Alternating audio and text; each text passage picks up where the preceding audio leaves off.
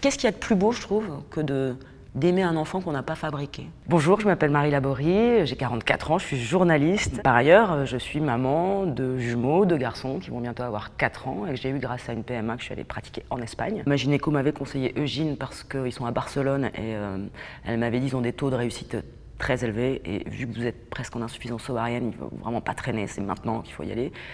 Et donc on prend un rendez-vous dans cette clinique, donc il faut déjà aller à l'étranger une première fois, faire ce rendez-vous. Ils vous prescrivent bien sûr tout un tas d'examens pour vérifier où on en est, machin. Et puis ensuite, il faut trouver en France un gynéco qui soit d'accord pour sous le manteau, en fait, quelque part, nous faire des ordonnances pour avoir les produits de stimulation ovarienne. Et ensuite, il faut aussi que ce gynéco soit d'accord pour nous faire les échographies.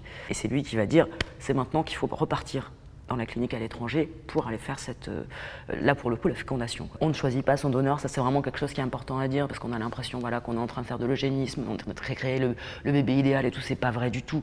Moi ce qui s'est passé, c'est que la clinique me dit est-ce que vous avez envie que le donneur soit, on va dire, globalement dans un proche de votre compagne, c'est-à-dire les cheveux marrons, les yeux marrons, voilà, à peu près. Mais c'est tout. C'est que là, on se dit qu'on va y passer beaucoup d'argent. Moi, j'avais cette chance, vraiment cette chance, d'avoir un métier qui faisait que j'avais un bon salaire.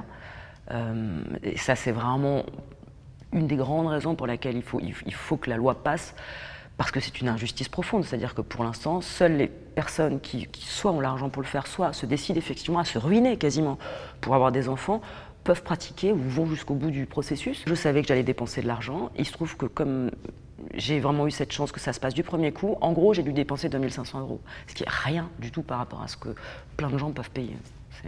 Il y en a qui recommencent 8 fois, 10 fois, qui changent d'endroit, qui passent toutes leurs économies. Une fois qu'on est enceinte en France, la façon dont on a conçu cet enfant, l'institution s'en fout.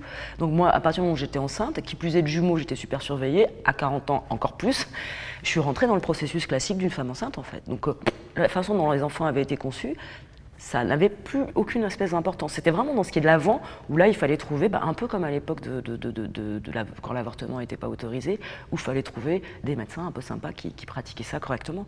Et il y a bien sûr, on se passe entre nanas, soit entre mères célibataires, soit entre lesbiennes, on se passe les noms, on sait qui fait quoi. Je connais pas mal de couples de filles ou de femmes célibataires qui attendaient énormément cette loi en disant c'est une question de principe, moi je veux pas aller à l'étranger pour faire mes enfants.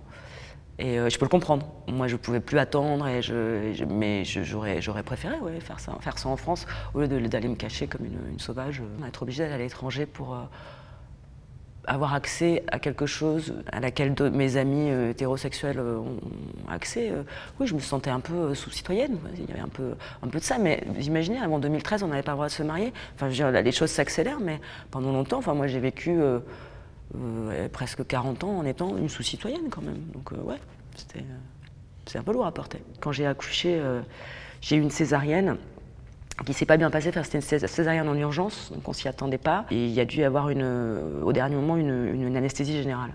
Donc quand les enfants sont nés, j'étais pas là. En fait, je les ai pas vus naître. C'est Sophie qui les a eus contre elle en peau à peau pendant 1 heure, pendant que moi j'étais en train d'émerger de mon anesthésie. Donc la première personne qui les a tenus contre elle, la première odeur, la première peau qu'ils ont connue, c'est elle en fait. C'est ça, l'enfant pour lui, son parent, c'est qui? C'est la personne qui l'a, tout simplement, qui le nourrit, qui le change, qui lui apporte de l'amour, de la sécurité. Une famille, c'est de l'amour pour moi. Une famille, c'est de la bienveillance, c'est du soutien, c'est un amour inconditionnel. Voilà, pour moi, c'est ça. Qu'est-ce qu'il y a de plus beau, je trouve, que d'aimer un enfant qu'on n'a pas fabriqué, que de l'aimer inconditionnellement alors qu'il n'est pas notre enfant biologique?